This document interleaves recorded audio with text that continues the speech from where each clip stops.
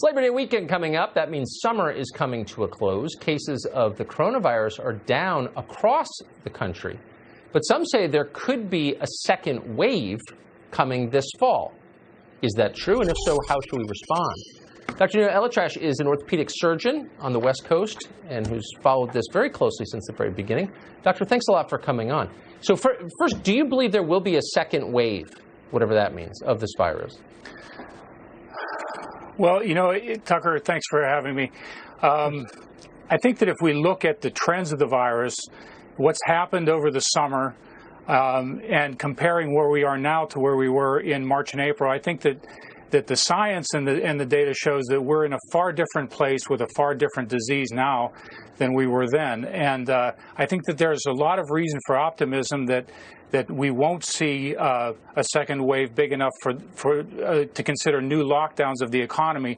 Maybe yes. We'll have second ripples in different parts of the country, but second wave, I don't think that the science would support that.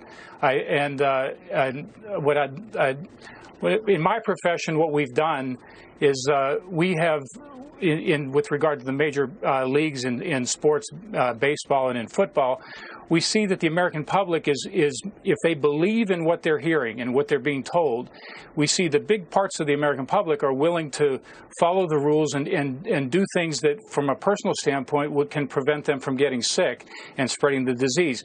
We've had over 200,000 intake tests done now on our NFL players since we began preseason camp. We haven't had any positives that we know of to this point. We've had almost 100,000 tests done in Major League Baseball with a 0.09% positivity rate. The vast majority of them are asymptomatic.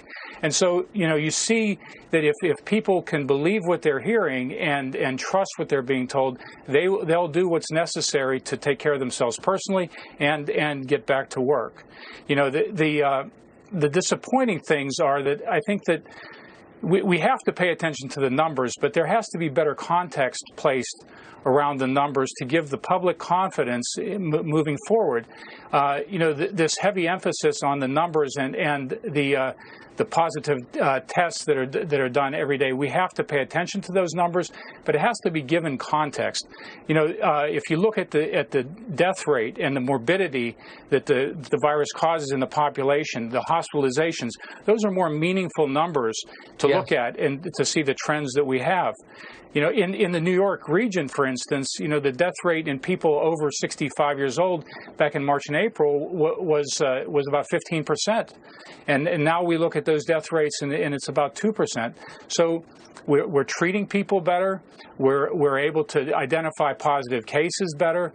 And so there's reason for optimism, including people that would get the disease. And another big part of this is to understand who is susceptible in our population to determine, how this epidemic is going to go.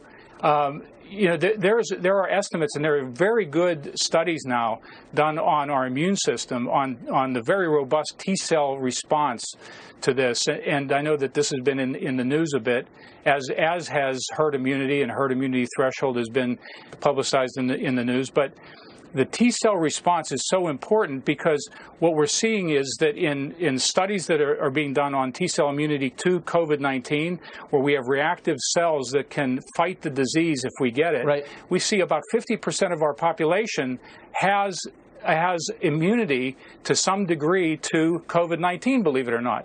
Well, then there were tests done. Go ahead.